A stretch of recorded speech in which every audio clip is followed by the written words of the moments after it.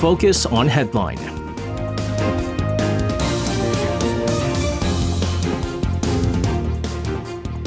And let's take a look at what major issues are making the headlines today on Focus on Headline. For this, joining us in the studio today, we have our Tuesday reporters in Yoon Jung and Chung Yang. Guys, welcome back. Good evening. Good evening to you guys. We're going to start things off with the ongoing rift between the government and the medical community. This has now spread to the medical professors now.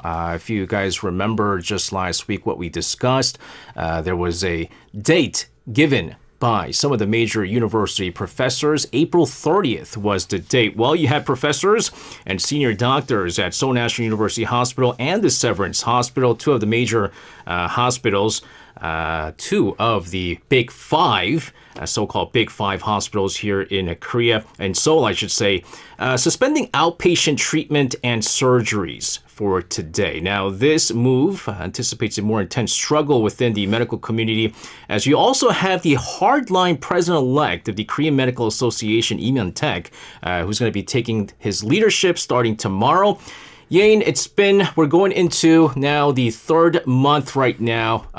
No solution yet. What's the latest on this? Sure. So while the decision was made by the professors at the two hospitals that we've just mentioned, emergency and severe case treatments will continue, ensuring critical care remains unaffected. However, most of the 508 professors at Bundang Seoul National University Hospital are stepping back from their duties, and Yongin Severance Hospital and Korea University Ansan Hospital are also participating in the move. Now, looking ahead, we have Seoul Asan Hospital planning to suspend general patient care and surgeries this coming Friday. That's on May 3rd. And Gyeongyang University Hospital also deciding to take the day off on the same day. Seoul St. Mary's Hospital plans to begin halting outpatient services and non-urgent surgeries every Friday starting next month, just as Chungbuk National University Hospital has been doing since early April. Now, of course, the root of these actions stem from broader concerns over overworking conditions and healthcare policies. Now, recent recommendations from the emergency committees suggest that overworked professors should take a weekly day off to recover, which is a sentiment that is being adopted across several institutions. Now, currently, the decisions are being made independently by the emergency committee of respective universities. In the meantime, the government maintains its view that the strikes will not drastically alter the landscape of medical services. According to the Ministry of Health and Welfare, contingency plans are in place to ensure that patient care continues smoothly despite the strikes. The government's stance is likely to remain firm as the meeting between President Yoon and DP leader Lee yesterday was concluded with a consensus that the opposition will support the government in increasing the medical school admission quota. The medical community, on the other hand, is expected to respond more firmly against the government. The newly elected Medical Association leadership is now calling for a hardline stance against the policy, reiterating that unless the government is willing to fully scrap its current plan and start the discussion from the starting point all over again, the community will not respond to any negotiation. Yeah, so not only do you have quite a hardline stance from the new president of the KMA, but if you remember Park Dan, who is the chairman of KURA, right, the Korean Intern Resident Association, he has a very hardline stance as well, and his was that unless there is a complete scrapping of the medical school admissions quota hike, there is no discussion in place. You have the same feelings, same opinion shared by Lee Myung-taek, the president-elect of KMA, and so they're on the same page right now. Whether or not the med school professors are now on the same page is a whole different issue, but we're seeing also there is a mass resignation now happening amongst the medical professors because the deadline that they had given initially was April 25th. Now, when it was April 25th, there was only a handful of medical professors who had resigned, but I believe Yesterday, over at the Wongang University, there was around 100 professors who resigned yesterday. Tomorrow, I believe there are only four though, professors from the Seoul National University College of Medicine who's going to be resigning. And there's a long list of other professors who are set to resign with their own individual schedule. Although the initial plan was 25th, everyone resigns en masse. That's now how things panned out. But the latest news right now on the first weekly day off for the suspension of outpatient treatment and surgeries. They're saying there are no major chaos being reported at hospitals because of this, but we have to see what happens right now. In the meantime, we also have the deadline approaching for universities to decide next year's enrollment quota and submit their 2025 admissions plan to the Korean Council for University Education. While it is still unclear whether the medical school students will even return to school is the other questions right now. Remember, there are certain number of students who are boycotting completely these classes. Haejung, let's get the latest on this situation over there. Right. In principle, each university must complete the work by the end of April and submit a plan to the Korea Council for University Education reflecting the increase in the medical school increased enrollment. And the reviewing and adjustment process should be completed by the end of May. So technically, universities had until today to submit changes to their 2025 admissions plans to reflect the medical school quota hike. However, it's highly likely that the process is going to be pushed back until the middle of next month. According to the Korean Council for University Education, it's hard to cut the deadline at the end of April because universities have to restructure not just the med schools, but the school itself.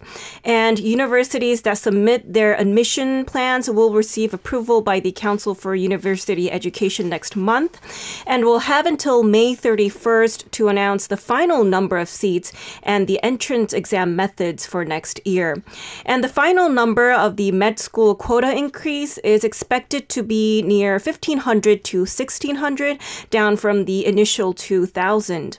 Of the 6 national universities that proposed voluntary recruitment in the range of 50 to 100% of the increased quota, 5 of them, Gyeongsang, Gyeongbuk, Jeju, and Jeonbuk National University, have confirmed that they will recruit 50% of the increased quota. Meanwhile, many private universities have largely stuck to the option of recruiting the same number of students as originally planned. In the meantime, although the government has taken a step back to allow schools to voluntarily increase the number of seats, there is no sign of med students returning to school.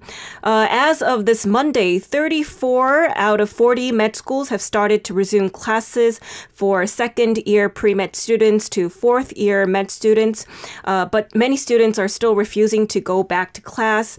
And if they don't attend class, med students could flunk and be held back a year for a lack of attendance.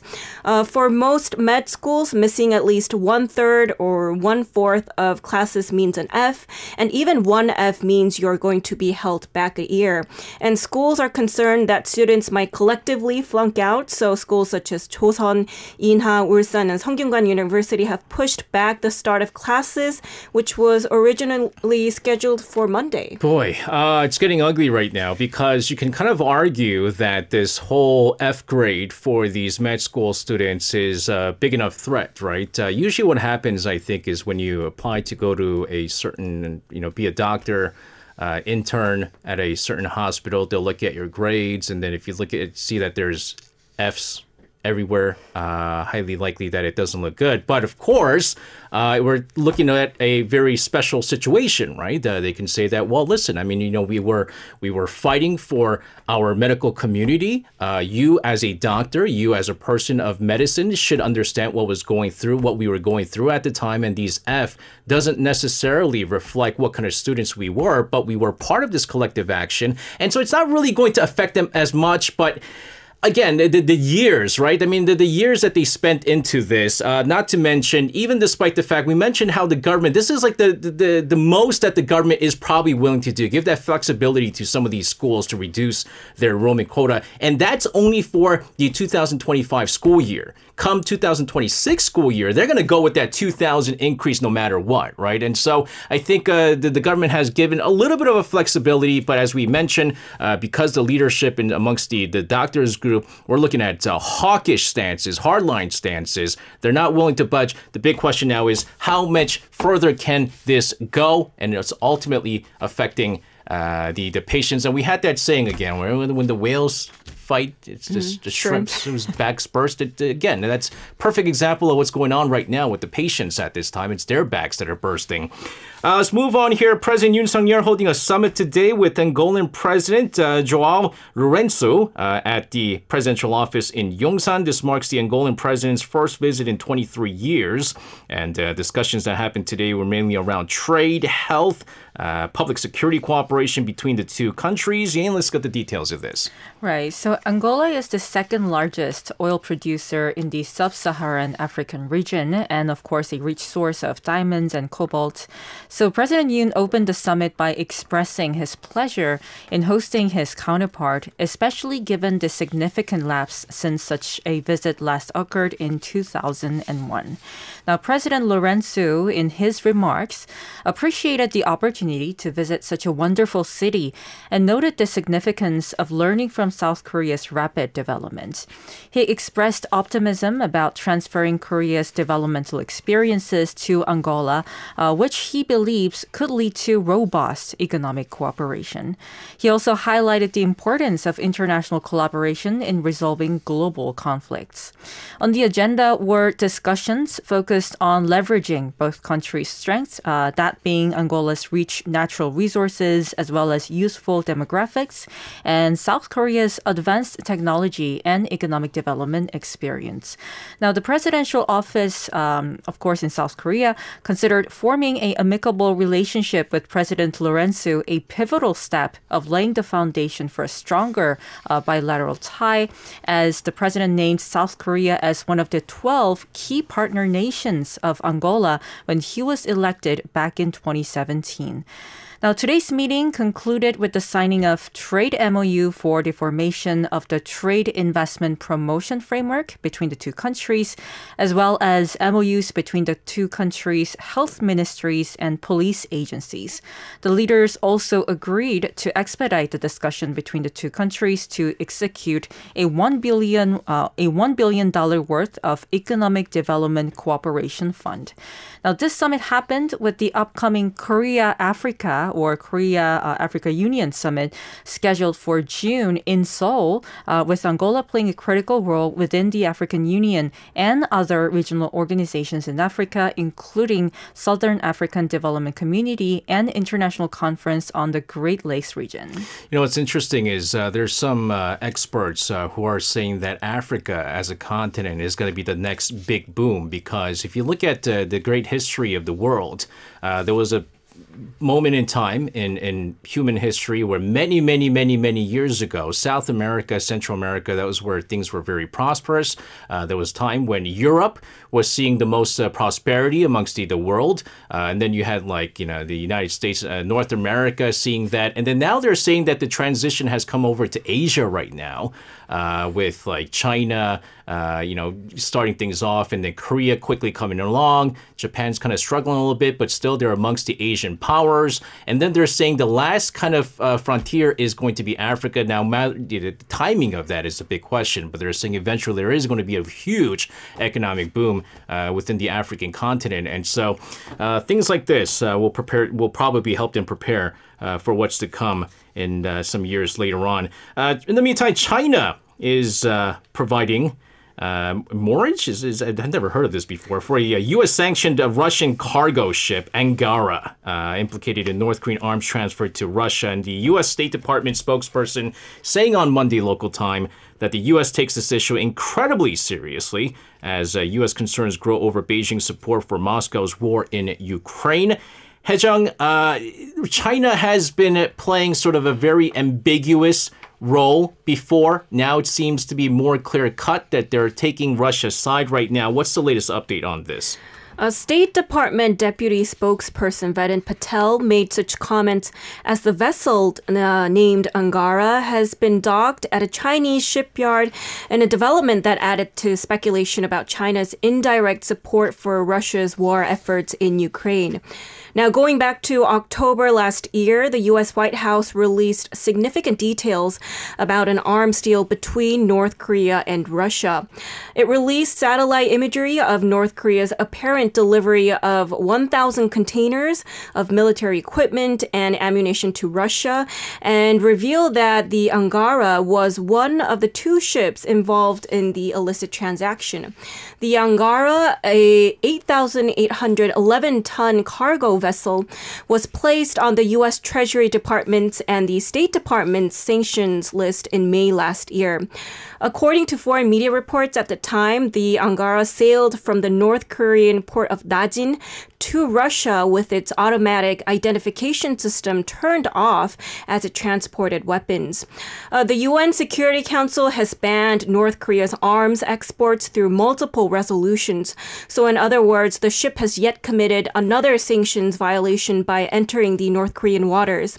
And last week, Britain's Royal United Services Institute think tank said the Russian vessel Angara, which since August 2023 has moved to Russian ports thousands of containers believed to contain North Korean munitions, has been anchored at a Chinese shipyard in eastern Zhejiang province since February. And the think tank added that if the docked Angara is allowed to sail without being inspected in the Chinese shipyard, it shows that China will not take any action against the sanctioned Russian ships. Of course, the Chinese Foreign Ministry said that it had no information on the matter when asked about the issue. Notably, the Chinese embassy in the U.S. said it wasn't aware of the details, but only said that it always opposes to unilateral sanctions and the application of long-arm jurisdiction that are not based on international law or the authority of the Security Council. Yeah, so what we're seeing right now is probably as much as China wants to really start giving away like weapons and munitions to Russia and stuff like that, they already know that they're in a bit of a pickle right now amongst the international community, and they've been very quickly isolated from the world, especially when it comes to trade. There are sanctions in place, and so any direct support militarily for Russia is it's just going to ruin their economy even more with these sanctions. And so they're doing little things here, right? Indirect support here by allowing these ships to dock in their ports without inspecting anything, no questions asked.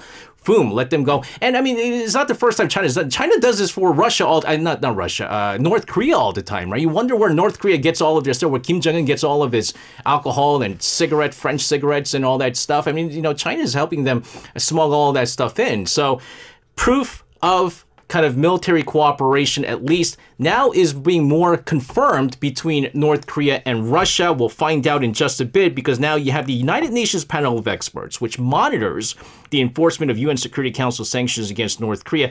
They are ceasing operations as of today. We've talked about this. Russia has used their veto power, and they've vetoed against a resolution that would actually extend the implementation of this expert panel. This panel, again, pivotal in investigating and reporting on North Korea's compliance with international sanctions, or their lack of compliance, and of course aimed at curbing its nuclear and ballistic missile developments. Yeol, let's get the latest on this. Right. So despite support from 13 of the 15 UNSC member nations, the renewal of the panel's term failed recently due to a veto by Russia, as you mentioned, and China abstained from the vote. This panel was first established back in 2009 following North Korea's second nuclear test, and included experts from the permanent member states of the Security Council.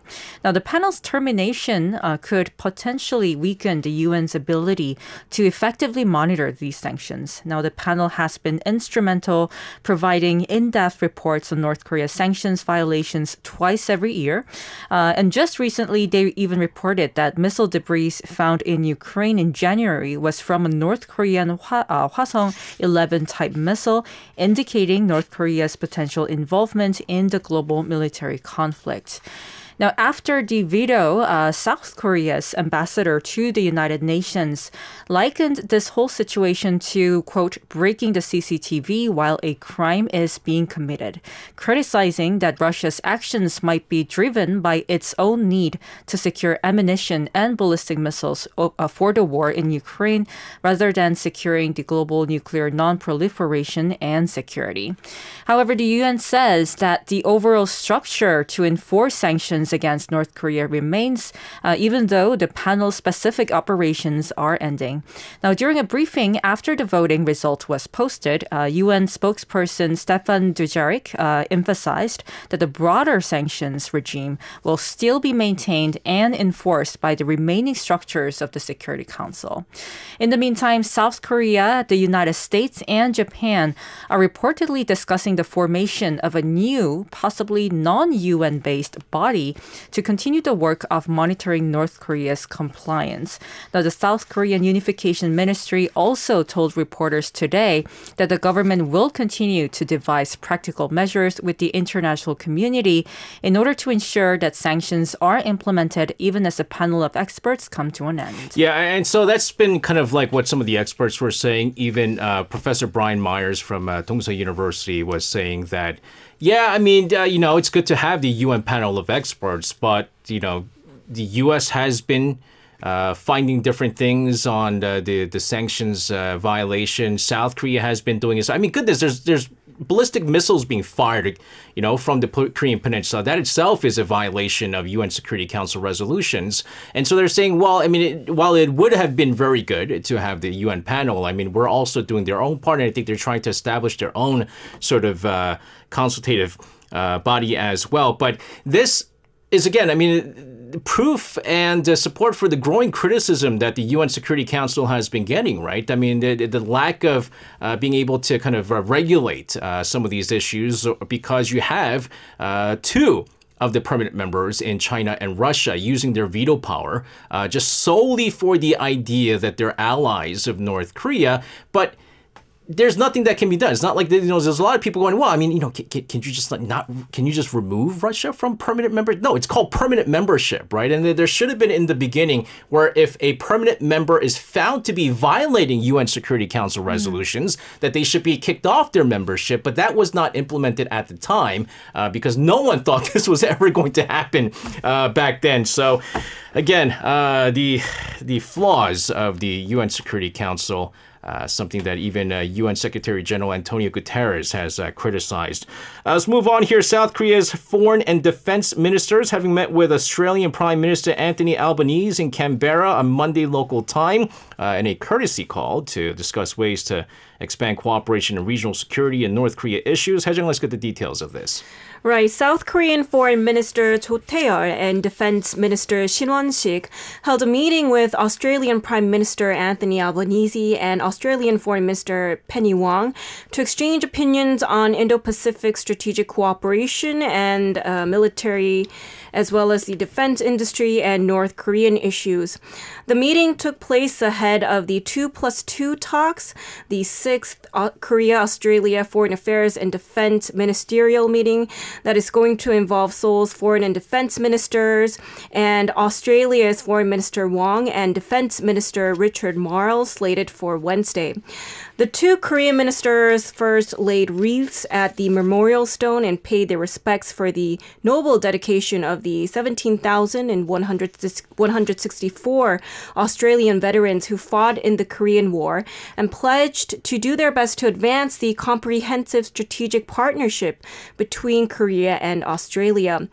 Prime Minister Albanese said that cooperation between like-minded countries in the region, such as South Korea and Australia, is crucial in the face of ongoing challenges to the norm-based international order, and said he expects the 2+2 meeting to be an important opportunity to strengthen strategic communication and cooperation between the two countries. All in all, both sides vow to further advance the comprehensive strategic partnership and bolster defense industry ties. Now, tomorrow, Foreign Minister Cho Tae-yeol will hold a separate bilateral meeting with Foreign Minister Penny Wong. Arirang. This comes at the suggestion of Australia, as well as a social event between the two foreign ministers, which is also scheduled. Then the 2+2 meeting will take place, where the two countries are set to exchange views on a wide range of issues, including the bilateral relationship and defense. The meeting will be held 2 years and 8 months after the fifth meeting in Seoul in September 2021. And Australia is the only country to hold irregular ministerial 2+2 meetings with South Korea. Again, we'll give you guys more updates on this once the 2+2 meeting takes place. But in the meantime, we've been talking about how the country has been pushing for the next big export industry here in the country. Semiconductors, we've talked about it. Automobile export has been robust, I believe, even in the first quarter of this year. You also have K-Defense as the next big industry. In fact, South Korea's major defense company saw a surge in revenue for the first quarter, driven by the government's efforts to position the nation amongst the global defense elite. Interesting figures coming out. Yeol, let's get the details and the figures of this. Right. So major domestic defense companies in South Korea have continued to grow in the first quarter of this year. The government has ramped up its initiative to boost the defense industry's competitiveness with an aim to rank among the top 4 global defense powerhouses. Now, according to a recent market data, the combined first quarter revenue of the 4 leading companies, that being Hanwha Aerospace, Korea Aerospace Industries or KAI, Hyundai Rotem, and LIG Next One, was estimated at 4.4 trillion won or $3.2 billion US dollars, that marking an 18% on-year increase. Now, despite the revenue growth, the overall first quarter operating profit for these companies actually fell nearly 19% on year to around $251 million. And this was primarily due to a decrease in high margin sales in Poland, where recent political shifts within the country have led to a less favorable view of imported weapon systems. Now, among these companies, Hanwha Aerospace, South Korea's largest defense company, reported a significant revenue jump of over 9% year-on-year to around $1.5 billion, but saw a sharp decline of 42.5% in operating profit. Now, this was due in part to the absence of new shipments of K9s and Cheongung missile systems to Poland during the first 3 months of 2024.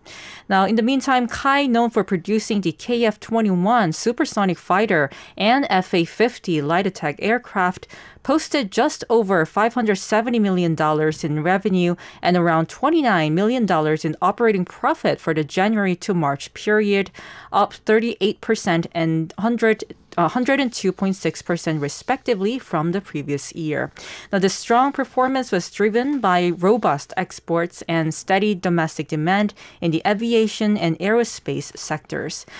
Similarly, we have also Hyundai Rotem reported a 9.3% on-year growth in revenue, as well as 40% in operating profits, led by its K2 tank. LIG Next One saw revenue gains from its exports to Indonesia, totaling around $200 million for the quarter.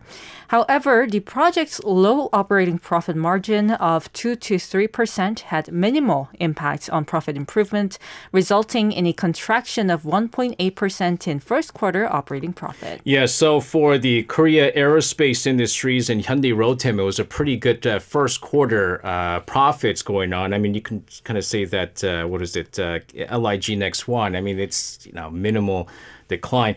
But Hanwha Aerospace was the big one here. If you look at their first quarter net profit, it plummeted over 99% from a year ago. And again, this goes back to the absence of new shipments of the K9s and the Cheongung missile systems to Poland, right? They had sent a whole bunch of them last year, so it's a base effect. I mean, they had a great first quarter last year. I mean, the first quarter this year not so good, but boy, 99%. So overall, though, it's still a relatively good figure.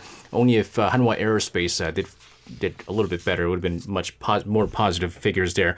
South Korea's industrial output turned negative for the very first time in 5 months in the month of March, marking the biggest drop in more than 4 years here. Concerning figures. Haejung, let's get the figures. Right. Statistics Korea explained that the decline was largely due to the base effect of the production index increasing for the 5th consecutive quarter in this year's first quarter on the back of export recovery. Data released Tuesday by Statistics Korea also showed that industrial output declined 2.1% in March from a month earlier, the first fall since last October. It also marked the sharpest fall since February 2020, when the figure fell 3.2% on month. But compared to a year earlier, industrial output inched up 0.2%, particularly semiconductors surging 30.3%. Now, looking at the numbers by sector, output in the overall mining and manufacturing sector went down 3.2%, and output in the service sector also inched down 0.8% on month in March. In manufacturing production, the numbers rose in beverages, up 1.4%, but fell in metalworking to post minus 10.6%, and also fell in electronic components, marking a minus 7.8% growth. Meanwhile, facility investment sank 6.6% in March from the previous month, which is the largest fall in 8 months, while construction investment also shed 8.7% on month. The construction sector itself was also shaky. Construction starts plunged 8.7% on month, with declines in both building and civil engineering. Construction orders, a bellwether for future construction activity, went up 0.3% from the same month last year. Now, retail sales, a gauge of private spending, however, posted a rebound on the back of rising demand for food and vehicles, among other items. It added 1.6% on month in March, rebounding from a 3% decline a month earlier. On an on-year basis, however, retail sales shed 2.7%. Let's talk about the exchange rate. Been some concerning exchange rate figures, especially for the Korean won and the Japanese yen depreciating very heavily against the U.S. dollar. The Japanese yen exchange rate against the U.S. dollar just soared past the critical threshold, reaching levels not seen in over 3 decades. Yeon, tell us what this means, particularly for the export competition between South Korea and Japan. Sure. So earlier today, the yen-dollar exchange rate broke through the 160 yen mark during trading for the first time since April 1990. Now, that's a 34-year high, signaling a sharp and rapid appreciation of the U.S. dollar against the yen. Now, just at the beginning of this year, the exchange was hovering just around 140 yen. Now, this was somewhat anticipated, actually, following the Bank of Japan's decision to keep interest rates unchanged last week. The governor of the Bank of Japan, Kazuo Ueda, remarked on the current economic uncertainties affecting Japan's growth and inflation rates, suggesting that future monetary policy would depend heavily on how these factors evolve. With Japan on holiday, the yen was traded primarily in the Asian market in a small volume, exacerbating the volatility of the exchange rate. Now, this depreciation of the yen comes at a time when currencies across Asia are generally weakening against the dollar, which continues to strengthen amidst high interest rates in the United States. Now, the more notable fall in yen value is, of course, causing some concerns for South Korean exporters who are competing directly with Japanese firms, particularly in the manufacturing sector. The weakened yen grants Japanese exporters a considerable price advantage, threatening the recovery of South Korea's exports, which had been showing some signs of improvement since the last quarter of last year. Now, moreover, the cheaper yen might make Japan a more attractive destination for tourists, that affecting the recent uptick in Chinese tourists to South Korea. Despite possible interventions by foreign exchange authorities, global investment banks anticipate that the trend might persist benefit in the long run, considering the disparity in interest rates between Japan and the United States, alongside Japan's struggling economic recovery. Yeah, what's interesting is if you look at the Japanese yen to Korean won exchange, the Korean won is actually doing fairly well against the Japanese yen right now. So 100 Japanese yen currently is less than 880 Korean won. It used to be, if you look at some other figures, I believe it was like past the 1,001 mark before. And so, which is why there's also a lot of Koreans who are traveling to Japan at this time, but not so much the other way. If you look at the dollar, it's actually, the dollar is going back up once again. I picked at, let's see, 1,393.51 against the U.S. dollar back on April 16th. Currently, it stands at 1,381.51 against the U.S. dollar. So still very, very high. We're not seeing any much changes in that front, although we saw a brief decline over the past 2 weeks or so. We'll keep a close tab on this. This is going to affect our the import figures as well. According to Seoul's finance ministry on Tuesday, South Korea's tax revenue once again fell, this time 2.5% on year during the first 3 months of 2024, due mainly to weak corporate performances. This is down 2.2 trillion won, roughly 1.6 billion US dollars from a year earlier. Haejung, let's get more on this. Right. According to the Ministry of Economy and Finance, the Korean government collected 84.9 trillion won, or 61.68 billion US dollars in taxes this year through March, which is down 2.2 trillion won, or 1.6 billion US dollars from a year earlier. The decline was due mainly to a fall in corporate taxes collected, as well as a fall in income taxes. Now, the collection of corporate taxes sank 22.8% on year to 18.7 trillion won during the 3-month period. The decline came as listed companies in South Korea experienced a double-digit fall in their operating profits last year, and more than 100 companies turned to deficit in a year, according to government data. In particular, conglomerates with large corporate tax liabilities such as Samsung Electronics and SK Hynix were unable to pay any corporate taxes due to operating losses, which may have led to largely impact the figures. And income tax collected from January through March totaled 27.5 trillion won, which is down 2.5% compared to last year. Now, last year, the country's total tax revenue fell 77 trillion won on year. So the continued decline raised concerns about a possible yearly tax revenue shortfall beginning repeatedly again this year. Yeah, and that's been kind of the criticism from the main opposition party before. There was a lot of tax cuts given to a lot of corporate tax cuts. Given the fact, and so there's less budget, and I believe because of the huge tax revenue shortfall, the South Korean government actually had to take out a loan from the Bank of Korea, was what happened. But I think the bigger thing is that there's so many companies right now turning to deficit in a year, and this kind of shows you the current state of the economy at this time. Guys, thank you very much for your reports. Have a safe rest of your night, and we'll see you guys again. Thank you.